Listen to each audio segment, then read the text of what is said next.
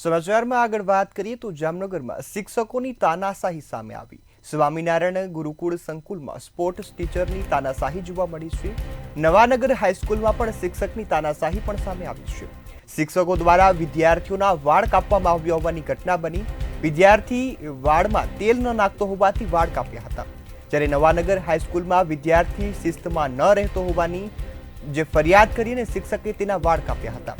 ત્યારે ભોગ બનેલા વિદ્યાર્થીના પરિવારે શિક્ષણ અધિકારીને ફરિયાદ કરી છે। શિક્ષકો સામે કાયદેસરની કાર્યવાહી થાય તેવી વાલીઓ દ્વારા માંગ કરવામાં આવી છે।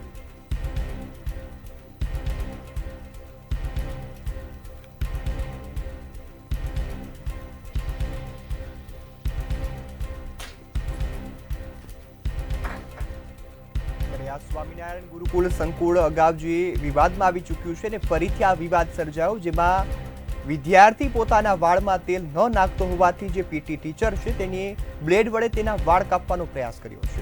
આ સમગ્ર ઘટનાને લઈ હવે વાલીઓમાં રોષ જોવા મળ્યો છે।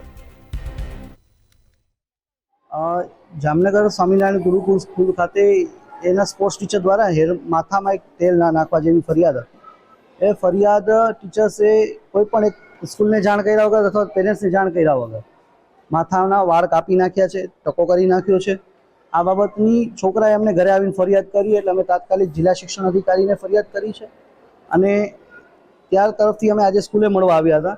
સ્કૂલ તરફથી એવું કહેવામાં આવ્યું છે આ ટીચરને સ્કૂલમાંથી કાઢી મૂકવામાં આવ્યા છે, પરંતુ સ્કૂલમાંથી એક ટીચર્સને કાઢી મૂકવાથી કંઈ થતું નથી જ્યારે એના ઉપર કોઈ કાર્યવાહી કરવામાં આવે। મંથન ગંઢા 4th ઇંગ્લિશ મીડિયમના મમ્મી બોલું છું।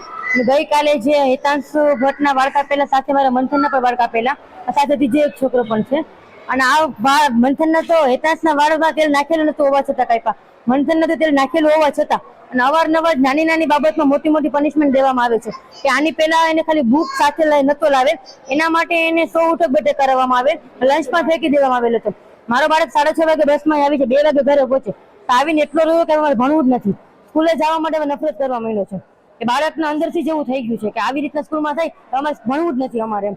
બંને શાળાઓમાં વિદ્યાર્થીઓના શિસ્ત વિષયક બાબતને ધ્યાને લઈ અને 2 ફરિયાદો વિદ્યાર્થીના વાલી દ્વારા કરવામાં આવેલ છે। એક નવાનગર હાઈસ્કૂલમાં વિદ્યાર્થી શિસ્તમાં ન રહેતા હોય એના વાળ કાપવાની ઘટના બાબતે વાલી દ્વારા ફરિયાદ કરવામાં આવેલ છે અને એક પ્રાથમિક વિભાગમાં સ્વામિનારાયણ ગુરુકુળ નાગેડી ખાતે વિદ્યાર્થી શિસ્તમાં ન રહેતા હોય એના વાળ કાપી નાખવા બાબતની ફરિયાદ વિદ્યાર્થીના વાલી દ્વારા કરવામાં આવેલ છે। બંને કિસ્સાઓ સમાન પ્રકારના છે, પરંતુ આવા પ્રકારની ઘટનાઓ શાળામાં ન જ બનવી જોઈએ અને એ ન બને એ માટે પણ જરૂરી પગલાં લેવા માટે આજે તમામ શાળાઓને સૂચના આપવામાં આવેલ છે।